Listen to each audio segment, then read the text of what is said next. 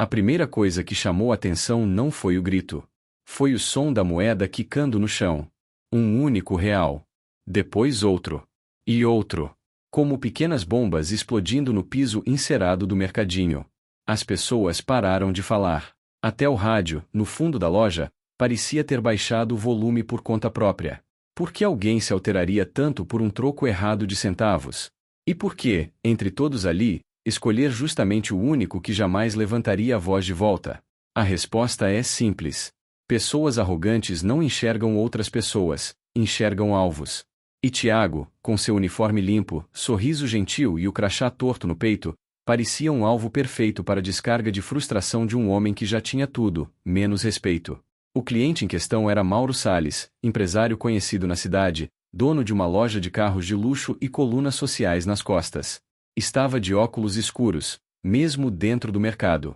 Quando Tiago lhe entregou o troco com R$ 0,50 de diferença, um erro simples, corrigível, Mauro gritou. E gritou alto. Você acha que eu sou idiota? Tentando me roubar? Olha aí, pessoal, é esse tipo de funcionário que vocês confiam com seu dinheiro. O pior não foi o grito, nem o dedo apontado no rosto. Foi o riso abafado de uma senhora na fila. Foi o silêncio cúmplice dos colegas. Foi o gerente que chegou rápido. E ficou do lado errado. Melhor você ir para casa hoje, Tiago. Vamos resolver isso mais tarde. Tiago olhou para o chão. As moedas espalhadas como migalhas. O rosto quente, não de raiva, mas de vergonha. Pegou sua mochila. Não discutiu. E saiu pela porta do mercado com a sensação de ter sido reduzido a menos que nada. Na calçada, antes de dobrar a esquina, ele ouviu uma criança perguntar à mãe: Mamãe, ele roubou mesmo? A mãe respondeu com o que doía mais: o silêncio. 2 meses depois da humilhação no mercado, Mauro Salles estava sentado na sala de espera de um escritório abafado no centro da cidade. Suave em silêncio, apertando a pasta vazia entre os joelhos. Já havia perdido a conta de quantas entrevistas tinha feito naquele mês, e em todas elas, seu nome não abria mais portas. Só as fechava mais rápido. Ninguém imaginaria que aquele homem de terno alinhado, uma figura constante em feiras de automóveis, fotos com políticos e propaganda sorridentes na TV local, acabaria ali, pedindo uma vaga para operador de estoque. Mas o mundo girou. E girou rápido. Depois de uma denúncia fiscal envolvendo sua empresa, tudo desmoronou. A Receita travou suas contas, bloqueou bens. Os bancos cancelaram as linhas de crédito, e com isso, vieram os processos. Em poucos dias, Mauro deixou de ser o dono da loja de carros mais badalada da cidade para virar uma manchete incômoda no Jornal da Manhã. Empresário investigado por fraude tributária fecha portas. Os funcionários foram embora. Os clientes sumiram. Até os amigos da alta roda desapareceram. Nem mesmo sua esposa quis continuar. Pegou as malas e foi para a casa da irmã com os 2 filhos, levando também o cachorro. Mauro ficou com o apartamento vazio, dívidas acumuladas e uma pilha de roupas de marca que agora não serviam para nada. Tentou usar o nome que construiu durante anos para arrumar uma nova posição, mas ninguém queria associar sua empresa à imagem manchada que ele carregava. Restou engolir o orgulho. Depois de semanas sem resposta, aceitou a sugestão de um conhecido e se inscreveu para uma vaga no mercado de bairro, onde diziam que pagavam em dia. O salário era apertado, o trabalho pesado, mas era aquilo ou o despejo. Na entrevista, o gerente não era alguém que ele reconhecia. Um jovem de camisa simples, olhar calmo, sentado com a ficha em mãos. Mauro mentiu sobre parte de sua experiência, tentou suavizar os escândalos, usou o discurso de recomeço. O gerente escutou tudo em silêncio, fez poucas perguntas e disse que entrariam em contato. No dia seguinte, recebeu a confirmação por e-mail: aprovado, início imediato. Ele chegou ao mercado com meia hora de antecedência. Foi orientado por um encarregado a colocar o uniforme e começar organizando as prateleiras do fundo. Estava tenso, desconfortável, sentia o peso da humilhação em cada embalagem empilhada. Ninguém parecia conhecê-lo ali, ou se conheciam, fingiam que não sabiam. Mauro não viu quando Tiago passou por ele, observando de longe. Disfarçado entre as gondolas, Tiago o reconheceu na hora. Aquela voz, aquele rosto, eram impossíveis de esquecer. Só que agora estavam diferentes. A arrogância havia virado sombra. Os ombros antes erguidos pareciam mais pesados.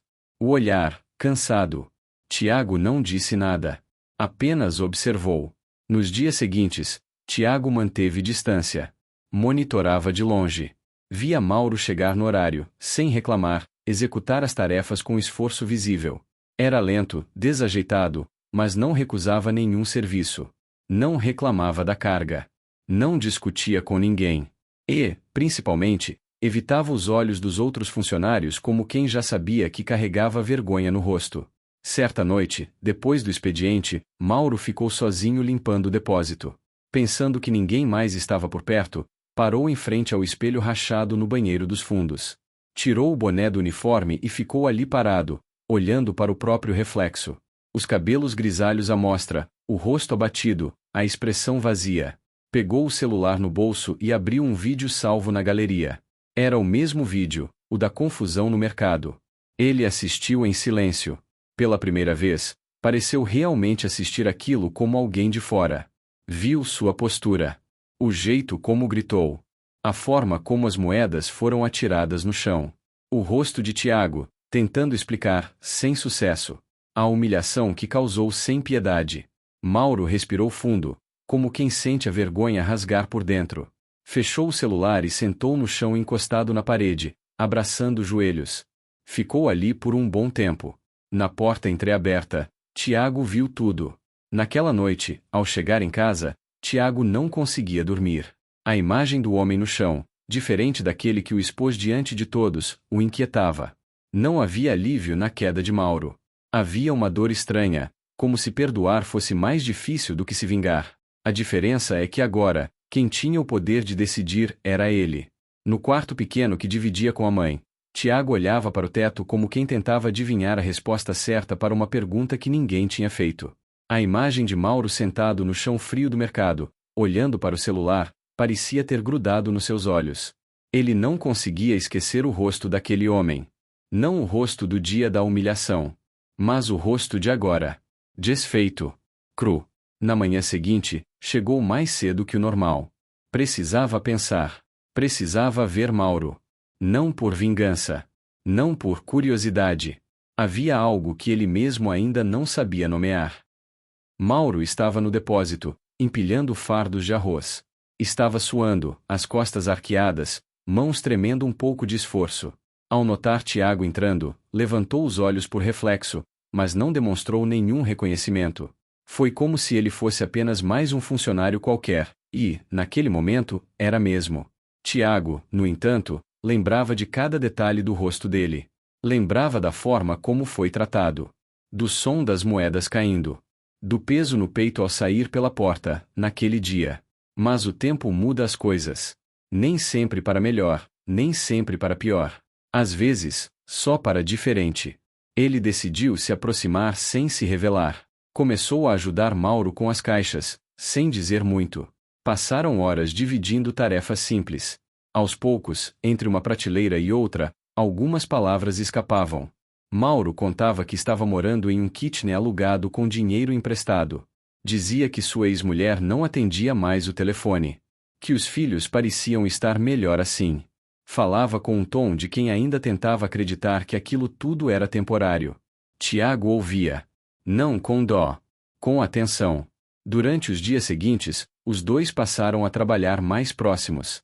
Tiago oferecia ajuda aqui e ali, sem jamais levantar qualquer pista sobre quem era de verdade. Observava Mauro reaprendendo coisas básicas, dobrar caixas, anotar pedidos, lidar com clientes. Ele não era mais o homem seguro de terno. Era um homem tentando sobreviver num ambiente que nunca considerou digno. Um dia, durante o fechamento do caixa, Tiago viu Mauro ajudando uma senhora idosa a colocar sacolas no carro. Ela agradeceu sorrindo. Ele retribuiu com um aceno tímido, mas sincero. Era uma imagem que Tiago nunca teria imaginado meses atrás. Mais tarde, no refeitório, enquanto tomavam café, Tiago decidiu puxar um assunto mais direto. Você já trabalhou com vendas antes? Perguntou. Mauro hesitou. A xícara parou no meio do caminho. Ele olhou fixo para o café. Já. Por muito tempo. Tive minha própria loja, mas perdi tudo. Por quê? Mauro demorou. Respirou fundo. Por que fui arrogante? Achei que dinheiro era blindagem. Tratei muita gente como se fossem descartáveis. Um dia, tudo caiu. E o pior é que, quando você cai, ninguém segura sua mão. Nem aqueles que você jurava que estavam do seu lado. Tiago apenas assentiu. O silêncio que se seguiu disse mais que qualquer conversa. Naquela noite, ele voltou para casa com uma mistura esquisita dentro do peito. Não havia prazer em ver Mauro quebrado. E não havia alívio no fato de ser agora seu superior. O que havia era um desconforto diferente. Perceber que a dor que ele carregava não o transformou num homem melhor automaticamente. O poder de decidir o destino de alguém, mesmo alguém que machucou, vinha com um peso que ele nunca tinha sentido antes. 2 dias depois, o gerente-geral do mercado pediu a Tiago uma lista de funcionários para realocação. O número de vendas havia caído e cortes precisavam ser feitos. Era a chance perfeita. Ninguém questionaria se Mauro fosse demitido. Estava entre os últimos a serem contratados, com baixa produtividade e sem laços com a equipe. Tiago ficou com o nome de Mauro na ponta da caneta. Olhou para ele do outro lado da sala de estoque, sentado, suado, com os olhos baixos e os ombros ainda mais curvados. Depois olhou para o papel. E respirou fundo. Levantou, foi até o escritório e devolveu a lista, com o nome de Mauro riscado. À noite, caminhando sozinho até o ponto de ônibus, Tiago passou na frente daquele mesmo mercadinho onde tudo começou. As luzes ainda acesas, a mesma placa, o mesmo som de sacolas sendo embaladas. Mas algo era diferente. Ele não se sentia mais pequeno. Nem esquecido. Ele estava no controle agora. E, pela primeira vez, decidiu não fazer o outro sentir o que ele sentiu.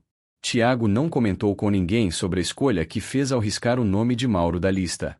Voltou para casa naquele dia com a cabeça cheia, mas o coração um pouco mais leve. Sabia que o certo nem sempre vinha com satisfação imediata. Às vezes, o certo vinha só com silêncio.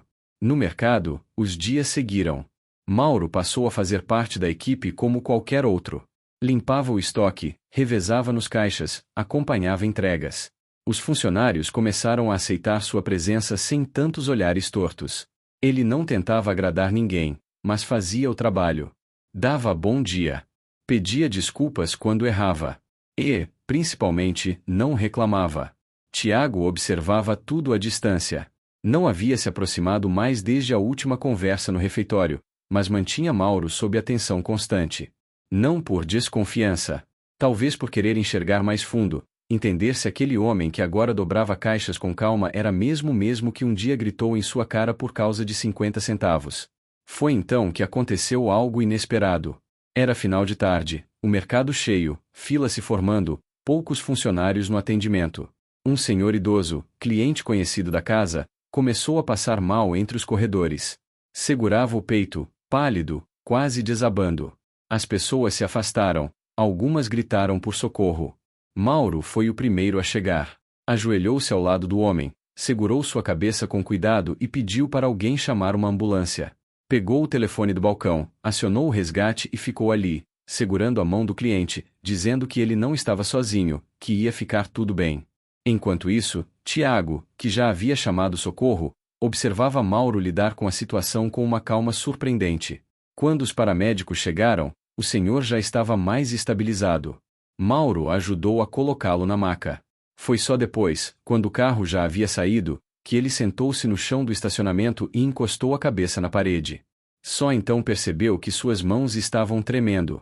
No dia seguinte, a filha do senhor voltou ao mercado. Procurou o gerente.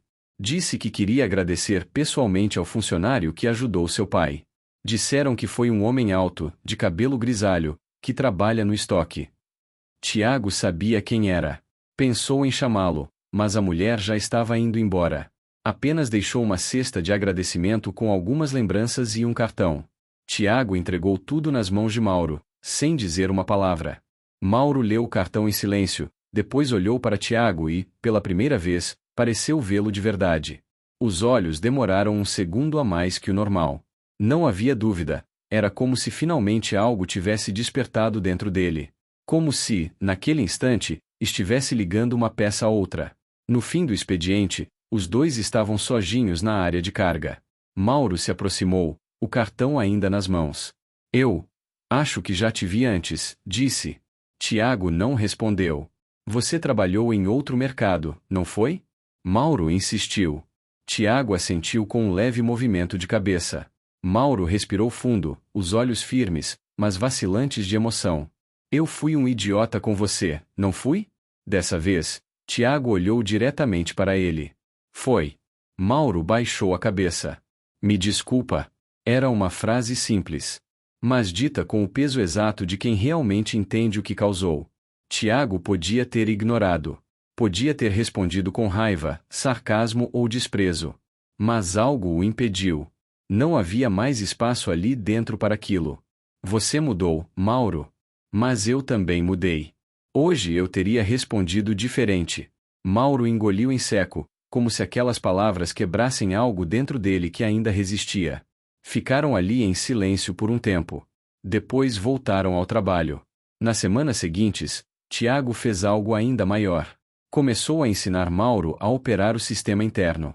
Treinou ele no controle de estoque, passou planilhas, organizou escalas com a ajuda dele. Mauro, antes hesitante, começou a mostrar sinais de interesse genuíno. Era como ver uma terra seca começando a aceitar a chuva. No último sábado do mês, durante a reunião com a supervisão, Tiago sugeriu o nome de Mauro como novo assistente de logística. O supervisor levantou uma sobrancelha, surpreso. Tiago manteve a voz firme. Ele merece uma chance. Na segunda-feira seguinte, Mauro chegou ao mercado antes mesmo do sol nascer. Sentou no banco da frente, do lado de fora, com uma xícara de café que comprou na padaria da esquina. Seus olhos ainda carregavam o cansaço de anos vividos em poucos meses, mas havia algo diferente no jeito como ele olhava para a porta fechada do lugar, um tipo de esperança discreta, quase tímida. Dentro, Tiago finalizava os relatórios da semana. Ao lado da mesa, uma folha separada com os nomes dos funcionários indicados para promoções internas. O nome de Mauro estava lá. Embaixo, o carimbo já pronto da supervisão, pendente apenas da sua assinatura. Ele segurou a caneta, mas não assinou de imediato. Ficou olhando para aquela folha por vários minutos, como se cada palavra nela pesasse mais que o papel. Não era só uma promoção. Era o fim de um ciclo. E, talvez, o começo de outro que ele nunca pensou viver. Uma parte dele ainda lembrava com nitidez o dia da humilhação. O som das moedas caindo. O riso de quem assistia. A sensação de ser reduzido a nada, sem que ninguém estendesse a mão. Aquilo marcou mais do que qualquer coisa. E agora, ali, com o poder de selar o destino daquele mesmo homem, a dúvida queimarava por dentro. Não porque queria vingança, mas porque o perdão, quando realmente é sincero, exige que a gente desista de um direito legítimo, o de se vingar. Ao meio-dia, Mauro foi chamado à sala. Entrou de uniforme limpo, os cabelos penteados para trás, uma expressão séria no rosto. Quando viu Tiago sozinho à mesa, parou na porta, hesitando. Tiago o chamou com um gesto. Senta aí. Mauro obedeceu. Sentou-se com as mãos nos joelhos, nervoso. Não sabia se havia feito algo errado. Tiago estendeu a folha, virada para ele. Você foi indicado para a vaga de assistente de logística. Se eu assinar aqui, você começa o treinamento amanhã. Mauro demorou a reagir. Quando enfim pegou a folha, leu como se tivesse medo que as palavras desaparecessem diante dos seus olhos. Isso, é sério? É. Mauro respirou fundo. Por que você faria isso? Tiago o encarou. E, por um instante, parecia ver diante de si o Mauro de antes e o Mauro de agora, lado a lado. Porque eu sei o quanto uma chance pode mudar a vida de alguém. E porque, lá no fundo, eu não quero ser como você foi comigo. Mauro não conseguiu segurar as lágrimas. Abaixou a cabeça, envergonhado, e levou as mãos ao rosto. Tiago não disse nada. Deixou que ele tivesse aquele momento. Não como castigo, mas como liberação. Eu pensei que tinha perdido tudo, disse Mauro, por fim, com a voz embargada. Mas o pior que eu perdi foi minha humanidade. E você? Você me deu de volta. Tiago assentiu. Assinou a folha e empurrou para ele. Tá feito. Agora é contigo. Nos meses que seguiram, Mauro abraçou o cargo com seriedade. Aprendeu rápido, mostrou iniciativa, tratou todos com respeito. Nunca tentou se aproximar demais de Tiago, mas havia entre os dois um entendimento silencioso. Algo que não precisava ser dito. O vídeo antigo da humilhação ainda existia online. Mas Tiago parou de assistir. Já não havia nada ali que ele precisasse ver. Certa noite, ao sair do trabalho, passou novamente em frente ao mercado antigo. A fachada estava diferente, com nova pintura. Outros funcionários, outros rostos. Mas ele lembrou do Tiago de antes, daquele que saiu de lá cabisbaixo. E sorriu. Ele não venceu Mauro. Ele venceu o que Mauro representava nele: a dor, o rancor, a ferida aberta. O perdão não apagou o passado, mas libertou o futuro.